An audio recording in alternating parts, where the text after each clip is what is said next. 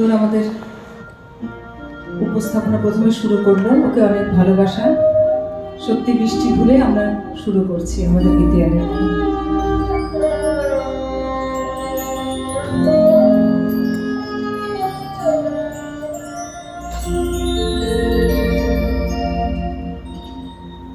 রাত্রি হলো ভোর, আজি মোর জন্মের স্মরণ পূর্ণ বাণী। প্রভাতের রৌদ্রে লেখা লিপিখানি হাতে করে আনি। দ্বারে আসি দিল ডাক, 25শে বৈশাখ।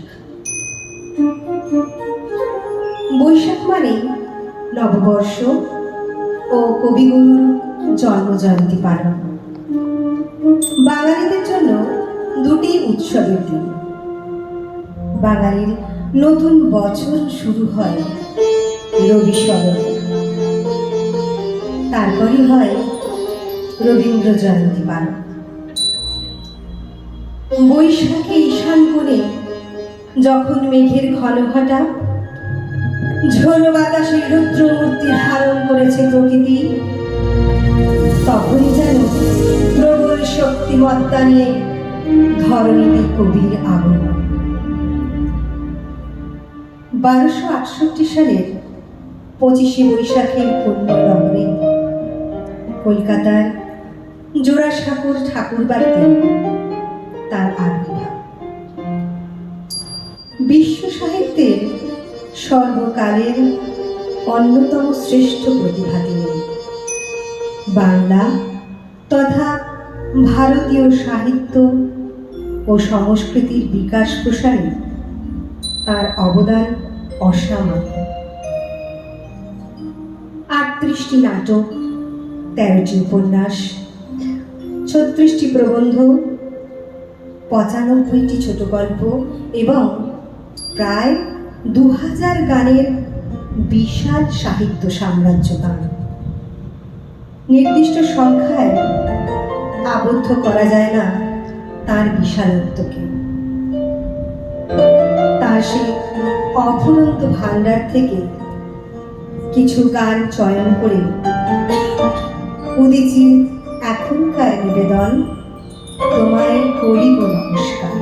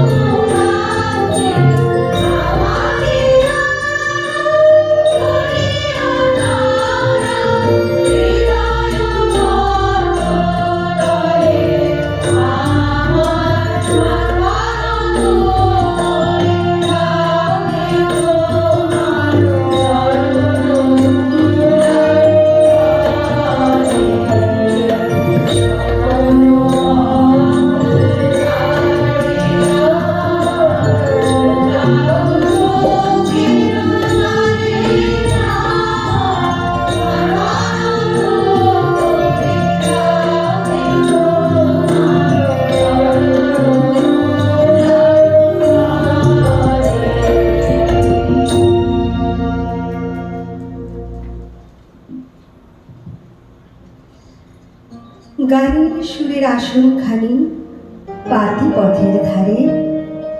ওগো পথিক, তুমি এসে বসবে বারে বারে। রবীন্দ্রনাথ শুধু একটা শব্দ বা একটা নাম নয়, রবীন্দ্রনাথ একটা আবেগ, একটা নির্ভরতা, যা জড়িয়ে আছে আমাদের সুখ দুঃখ, হাসি কান্নায়, নবজাতকের আগমনে, প্রিয়জনের বিচ্ছেদে, সর্বত্র। মানব জীবনের এমন কোনো দিক নেই যেখানে তার সুধা স্পর্শ ছড়ে পড়েনি। আজও আমরা তার ব্যতিক্রম নই। সঙ্গীত সম্পর্কে কবির বিশেষ প্রতীতি ছিল, উপলব্ধি ছিল। সেই পরশকে প্রাণে ধরে আমাদের পরবর্তী নিবেদন।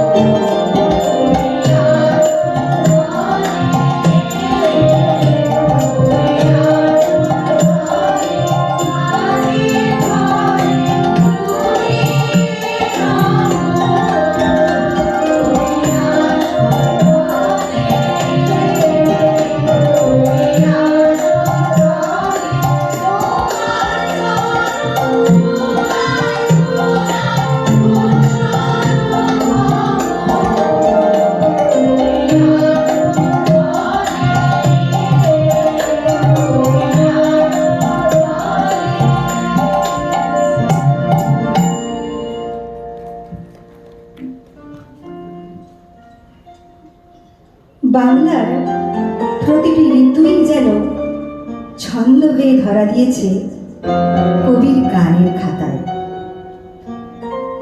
অনিশ্চয়তার মেঘ সরিয়ে তিনি হয়েছেন আলোর উৎস।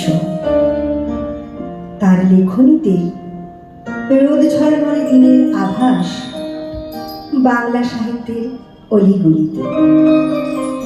কবি কান পেতে শুনেছেন এই জনপদের মাটি ও মানুষের সব আবেগ।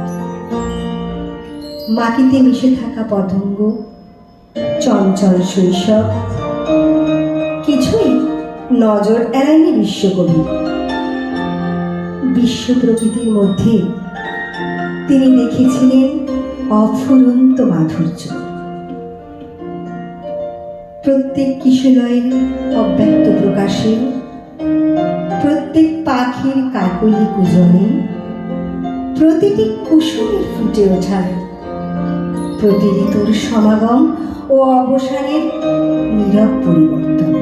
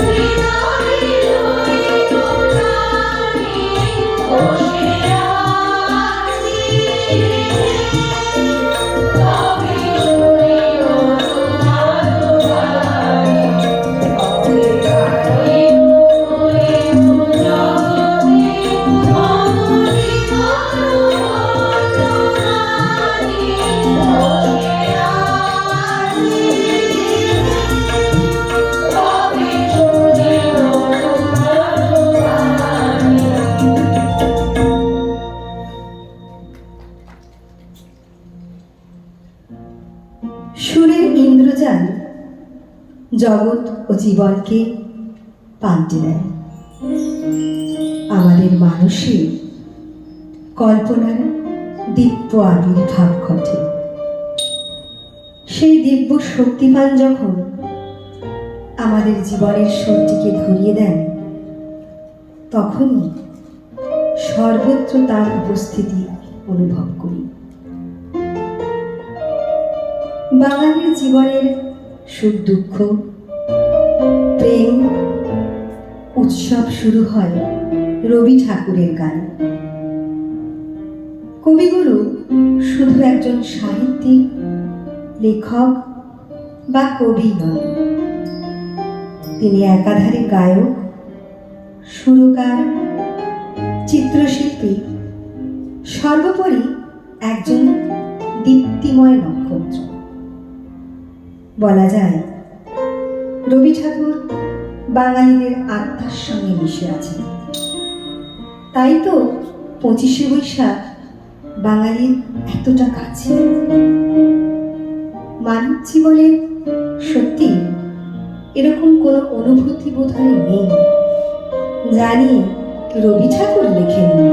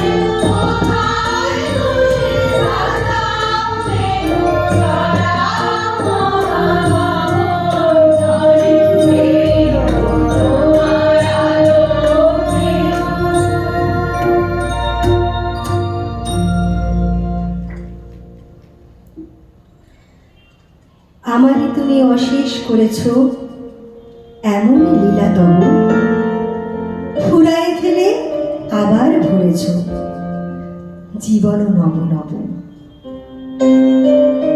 সঙ্গীতের উদ্দেশ্যই হল তার ভাব প্রকাশ করা। সঙ্গীতের মধ্যে দিয়ে হয় প্রাণের প্রকাশ। সুতরাং প্রাণ ধর্ম ও সঙ্গীত ধর্মের মধ্যে একটি সাযুজ্য রয়েছে। কবির গানের ভাষা ও সুর এমনই যে তা মানুষের অতীন্দ্রিয় দৃষ্টিকে উন্মুক্ত করে। কবির কথায় বলা যায়, সুরের বাহন পর্দার আড়ালে সত্য লোকে আমাদের নিয়ে যায়। সেখানে পায়ে হেঁটে যাওয়া যায় না, সেখানে যাবার পথ কেউ দেখেনি।